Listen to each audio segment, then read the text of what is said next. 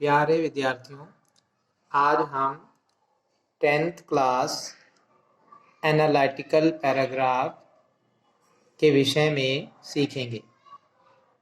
हमारे सामने एक क्वेश्चन दिया हुआ है जिसमें एक पाई चार्ट है। इसमें क्वेश्चन में दे रखा है बेटा, the given pie chart represents the amount of money spent by a family on different items in a month।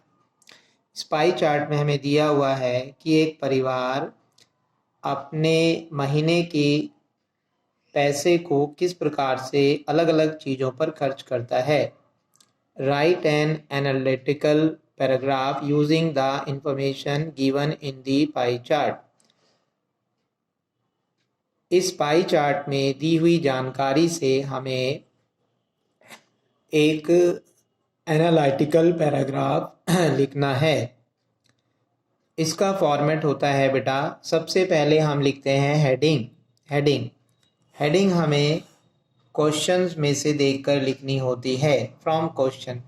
जैसे इसकी हेडिंग होगी हमारी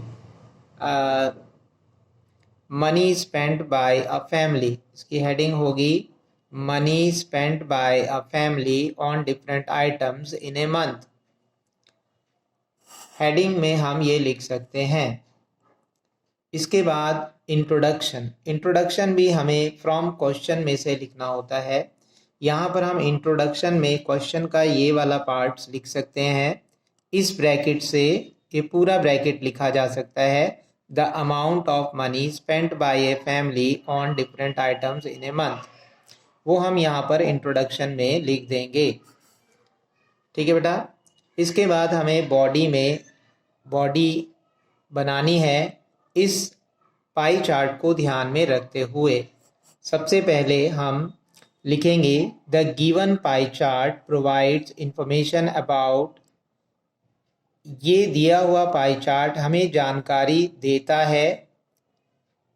अब जो हमने यहाँ इंट्रोडक्शन में लिखा था वही हम क्वेश्चन में से देख करके यहाँ पर लिख सकते हैं। जैसे the given pie chart provides information about the amount of money spent by a family on different items in a month.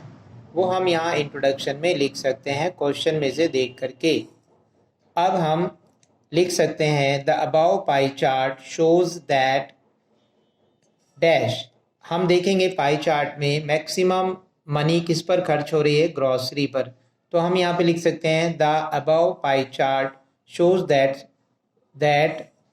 The family is spending maximum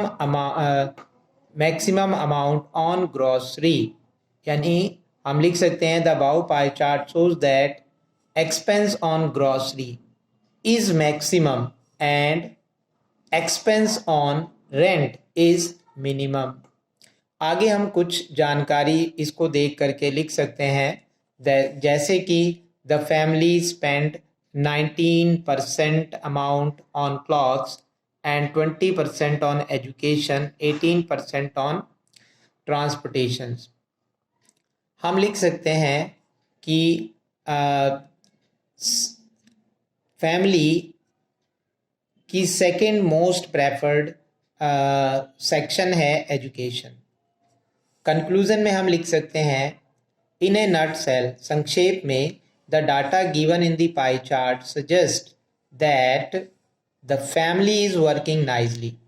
संक्षेप में हम लिख सकते हैं कि जो डाटा हमें पाई चार्ट में दिया गया है उससे हमें पता चलता है कि जो परिवार है वो अच्छे ढंग से काम कर रहा है। It is giving more attention towards necessary things. ये फॉर्मेट आप फॉलो करके किसी भी पाई चार्ट वाले एनालिटिकल पैराग्राफ को लिख सकते हैं। आपको सिर्फ इन चीज़ों पर ध्यान देना है, जैसे कि हेडिंग आपको क्वेश्चन में से देख के लिखनी है, इंट्रोडक्शन फ्रॉम क्वेश्चन में से लिखना है, बॉडी में आपने यहाँ पर कुछ लाइनें क्वेश्चन में से लेनी है और यहाँ पर कुछ लाइनें और जोड़नी है, 3 से 4 लाइनें, इस पाई चार्ट को ध्यान से स्टडी करके।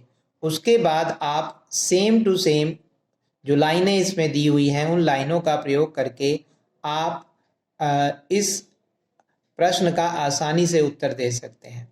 धन्यवाद।